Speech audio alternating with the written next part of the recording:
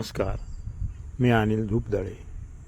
दिवे Belgaum Chandgad live news म्हणजेच DBC live न्यूजमध्ये आपणा सर्वांचे स्वागत करत आहे.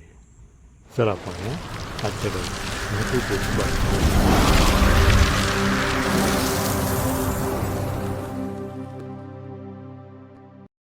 कागलमध्ये सम-विषम पार्किंगची अंमलबजावणी, नियमभंग करणाऱ्यावर दंडात्मक कारवाई. शहरातील वाढती वाहतूक कोंडी, रस्त्यावरील अस्ताव्यस्त पार्किंग आणि नागरिकांची होणारी गैरसोय लक्षात घेऊन कागल नगर परिषदेकडून शहरात सम-विषम पद्धतीने वाहन पार्किंग व्यवस्था लागू करण्यात येणार आहे. नियमांचं उल्लंघन करणाऱ्या वाहनधारकावर दंडात्मक कारवाई करण्यात येणार आहे. बेवारस वाहनावरही कायदेशीर कारवाई करून तिचा लिलाव करण्यात येणार आहे, अशी माहिती मुख्याधिकारी अजय पाटणकर यांनी दिली. कागल नगर परिषदेत वाहन पार्किंग शिस्तीबाबत आयोजित बैठकीत हा निर्णय घेण्यात आला.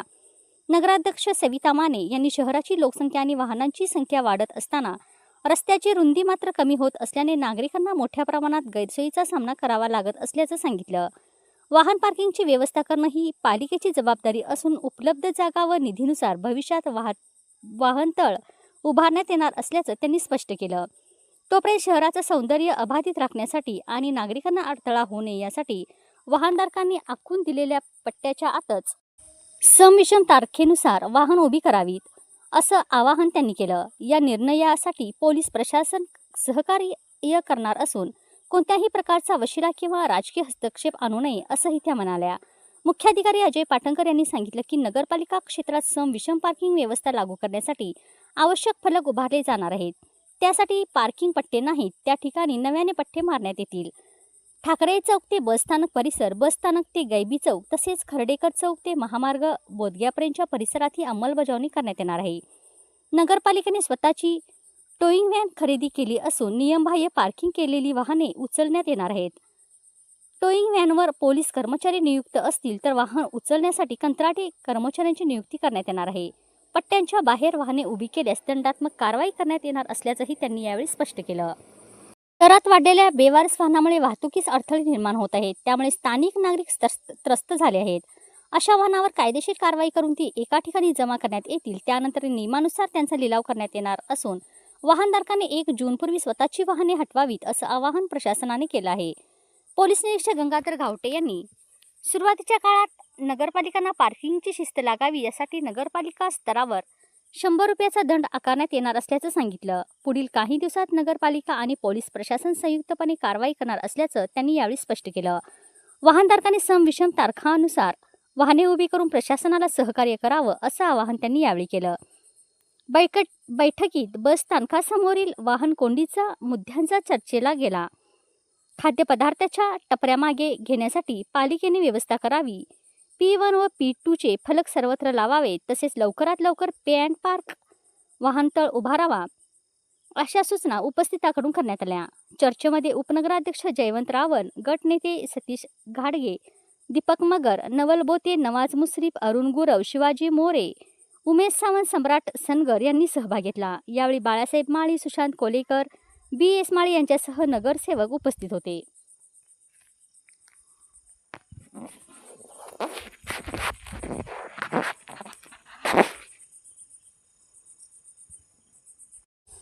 तिलारी घाटात रस्ता ओआड वाटेला रस्त्यावर महिलेचा मृतदेह आढळून आल्याने खळबळ, घातपात केल्याची शक्यता. चंदगड पोलिसांकडून तपास सुरू.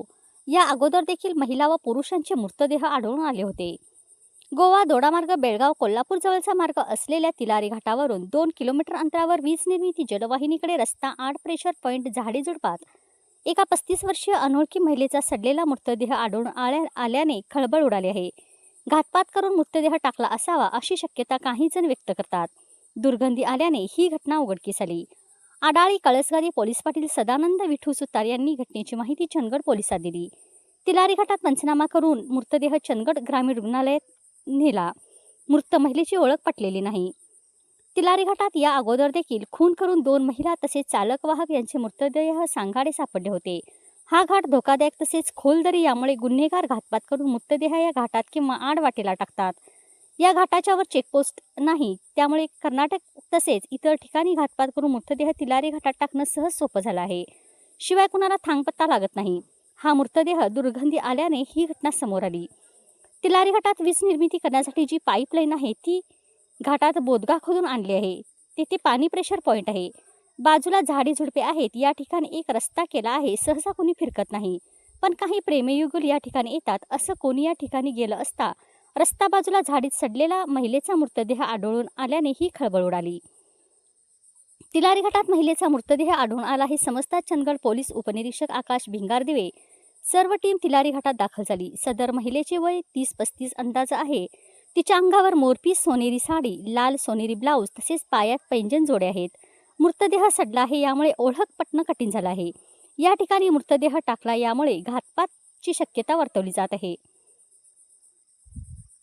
चंदगड पोलिसांसमोर खुनाचा तपास करणं हे आव्हान आहे. कर्नाटक राज्यातील महिला असण्याची शक्यता आहे.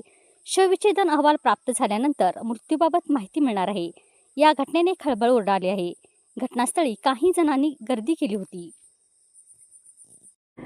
आडाळे औद्योगिक क्षेत्रात होत असलेल्या चोरट्या खनिज उत्खनन शिवसेना पदाधिकारी यांनी केली पाहणी. शनिवारी घेणार उद्योगमंत्री उदय सामंत यांची घेणार भेट. बंदोबस्त करणार, येथील अवैध उत्खनन पूर्ण बंद करणार. उद्योगमंत्री उदय सामंत यांना माहिती दिली नाही, गणेश प्रसाद गवस यांचं प्रतिपादन. दोडामार्ग तालुक्यातील बेकार युवक युवती यांना रोजगार उपलब्ध झाला पाहिजे, यासाठी आडाळे औद्योगिक क्षेत्र उभारण्यात आलं. पण या ठिकाणी संबंधित अधिकारी, महसूल अधिकारी यांच्या आशीर्वादाने खुलेआम खनिज उत्खनन करून वाहतूक केली जात आहे. पण संबंधित यंत्रणा कारवाई करत नाही. दिवसेंदिवस चोरटे खनिज उत्खनन केलं जात आहे. या पार्श्वभूमीवर गुरुवारी शिवसेना पदाधिकारी यांनी आडाळे औद्योगिक क्षेत्रात भेट घेऊन झालेल्या बेकायदेशीर उत्खनन पाहणी करून याबाबत शनिवारी उद्योगमंत्री उदय सामंत यांची भेट घेऊन ही माहिती सादर करून या खनिज चोरी आकाराचा बंदोबस्त तसेच कायमस्वरूपी हे प्रकार बंद झाल्याशिवाय गप्प बसणार नाही, असं शिवसेना तालुका प्रमुख पंचायत समिती उपसभापती गणेश प्रसाद गवस यांनी सांगितलं. दोडामार्ग तालुक्यातील आडाळी गावात औद्योगिक क्षेत्रात काही खनिज माफिया आकाचा यांनी धुमाकूळ घातला आहे. 4 ते 5 ठिकाणी बेकायदेशीर जमीन सपाटीकरण नावाखाली अवैध उत्खनन करून कोटी रुपये खनिजयुक्त माती वाहतूक केली आहे. यामागे मोठे रॅकेट कार्यरत आहे. एवढ्या मोठ्या प्रमाणात खनिज चोरी केली जात असताना महसूल अधिकारी, औद्योगिक विकास अधिकारी कोणत्याही प्रकारची दखल घेत नाही, तर खनिज माफिया यांना पाठीशी घालत आहेत. आडाळे औद्योगिक क्षेत्रात अशा प्रकारे कोणत्याही प्रकारची माती उत्खनन करण्यास परवानगी नाही. एवढ्या मोठ्या प्रमाणात उत्खनन होऊन देखील महसूल अधिकारी कारवाई करू शकले नाही, त्यांना दिसत नाही, असा सवाल केला. खनिज उत्खननबाबत स्थानिक वृत्तपत्रात बातम्या प्रसिद्ध झाल्या. या पार्श्वभूमीवर गुरुवारी शिवसेना पदाधिकारी शिष्टमंडळ यांनी आडाळे औद्योगिक क्षेत्राची पाहणी केली. गणेश प्रसाद गवस यांच्या समवेत जिल्हा परिषद सदस्या साक्षी विशाल तळवडेकर, पंचायत समिती सदस्या स्नेहा गवस, शिवसेना पदाधिकारी राजेंद्र निंबाळकर, विशांत तळवडेकर, भगवान गवस, बाबाजी देसाई, अनिल शेटकर, रामदास मित्री इतर पदाधिकारी यावेळी उपस्थित होते. आज शिवसेना दोडामार्ग तालुक्याचे शिष्टमंडळ प्रत्यक्ष आडाळी MIDC आलेलं आहे आणि या ठिकाणी गेल्या 8-10 दिवसामध्ये वेगवेगळ्या पेपरला ज्या बातम्या आल्यात, न्यूज चॅनलला बातम्या आल्यात, त्याप्रमाणे या भागामध्ये जी मायनिंग सदृश्य माती आहे या ठिकाणी मोठ्या प्रमाणात या ठिकाणी नेलेली आहे आणि हे नेत असताना कोणतीही शासकीय यंत्रणेचा या ठिकाणी वचक राहिला नाही. तर त्यासाठी आम्ही या ठिकाणी प्रत्यक्ष या ठिकाणी पाहणी केली. आज या प्रत्यक्ष या प्लॉटवर आहोत. या प्लॉटवर संपूर्ण आपण पाहत असाल तर मोठ्या प्रमाणात इथले माती मायनिंग सदृश्य माती या ठिकाणी नेलेली आहे. त्याचप्रमाणे अनेक आणखी 2-3 ठिकाणी आम्ही जाऊन आलो तर त्या ठिकाणी सुद्धा नेलेली आहे. महसूल डिपार्टमेंटला आमची एक अशी विचारणा आहे की एवढं सगळं होत असताना, ही वाहतूक असताना तुम्ही झोपी गेला आहात का? आज सकाळीच या संदर्भात या राज्याचे उद्योगमंत्री माननीय उदयजी सामंत यांच्याशी आमचं बोलणं झालं. त्यांना वस्तुस्थिती सगळी आम्ही या ठिकाणी सांगितली की आडाळी MIDC या ठिकाणी उद्योग व्यवसायाच्या नावाखाली या ठिकाणी अवैध धंदे चाललेले आहेत आणि दोडामार्ग तालुक्यामध्ये या सर्व प्रशासनाची या ठिकाणी बदनामी होते. त्यांनी असं सांगितलं की आपण या ठिकाणी विशेष लक्ष घालणार आहोत आणि त्यासाठी त्यांनी शनिवारी आम्हाला या ठिकाणी वेळ दिलेला आहे. आम्हाला रत्नागिरीला बोलवलेलं आहे की दोडामार्गचं शिष्टमंडळ तुम्ही रत्नागिरीला या आणि त्याआधी ह्या परिस्थितीचा प्रत्यक्ष त्या ठिकाणी पाहणी करून याचा अहवाल आम्ही या ठिकाणी मंत्री महोदयांना सादर करणार. कारण त्यांनी सांगितलं की अधिकारी वर्गाने या संदर्भातली आपल्याला कोणतीही कल्पना दिली नाही, कुठे लेवलिंग आहे की कुठे काय होत आहे. तर या ठिकाणी प्रत्यक्ष या ठिकाणचे जे व्हिडिओ आहेत, या ठिकाणचे जे फोटो आहेत, हे आम्ही त्या ठिकाणी मंत्री महोदयांना दाखवणार आहोत आणि त्यांना वस्तुस्थिती सांगणार आहोत आणि यावर योग्य ती तुमच्या डिपार्टमेंटमार्फत कारवाई करावी अशी मागणी आम्ही या ठिकाणी करणार आहोत. त्याचप्रमाणे तहसीलदार महसूल जे डिपार्टमेंट आहे त्यांनासुद्धा आम्ही आज या ठिकाणी भेटणार आहोत आणि भेटून त्यांनासुद्धा या ठिकाणी या कल्पना देऊन तुम्ही काय कारवाई केली आणि कोणत्या उपाययोजना केल्यात या संदर्भात सुद्धा त्यांना विचारणा आम्ही करणार आहोत. गेल्या 3-4 दिवसामध्ये सतत ज्या बातम्या येतात त्या बातम्यामध्ये असं होतं की सत्ताधारी पक्षाची माणसं यामध्ये इन्क्लूड आहेत आणि त्या ठिकाणी त्यांच्या आशीर्वादाने हे सगळं होत आहे अशा ज्या बातम्या येत आहेत त्या बातम्या अनुसरून मी सांगू इच्छितो की आम्ही शिंदे गट म्हणून या ठिकाणी सत्तेमध्ये सामील आहोत, परंतु या सर्व प्रक्रियेमध्ये आम्ही कुठल्याही प्रकारे याच्यात आमचा भाग नाही आहे. आमच्या कोणत्याही पदाधिकाऱ्याचा याच्यामध्ये भाग नाही आहे आणि या सर्व गोष्टी आम्ही या ठिकाणी अनलिगल आहेत त्या हाणून पाडण्यासाठी सत्तेचा वापर करून हे सगळं बंद करणार आहोत. गडिंग्लज शहर स्वच्छ व सुंदर बनवण्याचा विद्यमान नगरपालिका नगरसेवकांचा मनोदय असून त्याला प्रत्यक्षात आता सुरुवात झाली. शहरातील मुख्य मार्ग, फुटपाथ, रस्त्यावरील धूळ कचरा साफसफाई करण्याकरिता IKLNS कंपनीचे रोड स्वीपिंग मशीन 4 गण खरेदी केले. या एका मशीनची किंमत 20,000 रुपये आहे. प्रायोगिक आधुनिक पद्धतीनं हे मशीन खरेदी केल्याने शहरातील रस्ते चकाचक होणार आहेत. याचा शुभारंभ नगराध्यक्ष महेश तुर्बतमठ, उपनगराध्यक्ष महेश